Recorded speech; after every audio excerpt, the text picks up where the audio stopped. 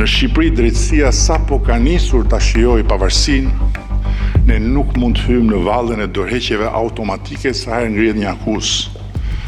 Po duhet bëjmë secili punën e vet, ne tonë drejtësia të vetëm. Lëvizja e fundit e Edi Ramës është një lëvizje me të cilën kërkon të shpëtojë lëkurën e tij. Emërimi i Ermal Nufit si ministri i ri i mbrojtjes përfaqëson më shumë se një rotacion kabineti. Ai sinjalizon një orientim të ri drejt profesionalizmit, menaxhimit modern dhe profilit të pastër publik në drejtimin e institucioneve kyçe të sigurisë kombëtare.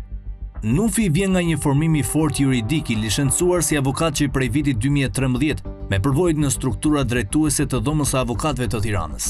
Përvoja e tij si këshilltar ligjor në Ministrinë e Infrastrukturës dhe Energjisë e ka përfshirë në procese të rëndësishme strategjike, duke njohur nga afër me menaxhimin e projekteve të mëdha publike dhe me standardet e transparencës. Njihet për aftësi drejtuese dhe komunikuese korrekt me zbatimin e ligjit.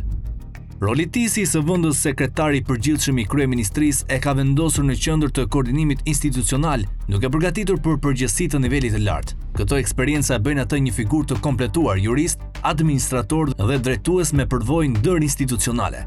Në një kohë kur Ministria e Mbrojtjes nuk është vetëm për çështje uniformash, por buxhet, modernizim, prokurime strategjike dhe angazhim në NATO, profili Nufit përputhet me përvojën për administrim të rept dhe vizion afatgjat. Shqipëria ka arritur investimet në forcat armatosura dhe ka intensifikuar bashkëpunimin ndërkombëtar. Kjo kërkon drejtim të disiplinuar financiar, korrektësi ligjore dhe koordinim institucional, element që përputhet me eksperiencën e tij. Nufi është një figurë e gjithpranuar.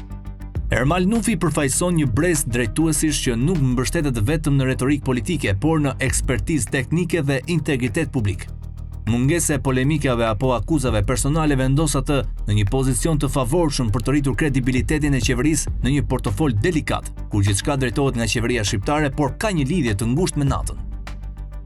Ai e fytyrë të re e kabinetit, me shumë profesionalizëm, me pak kostum politik. Fakti që vjen nga një rol kyç në kryeministri tregon nivelin e lartë besimi politik prej kryeministrit Edi Rama. Në arkitekturën e qeverisjes, Ministria e Mbrojtjes është një nga postet më sensitive. Zgjedhja e Nufit dëshmon se ai konsiderohet figurë e qëndrueshme dhe e aftë për të menaxhuar një sektor strategjik.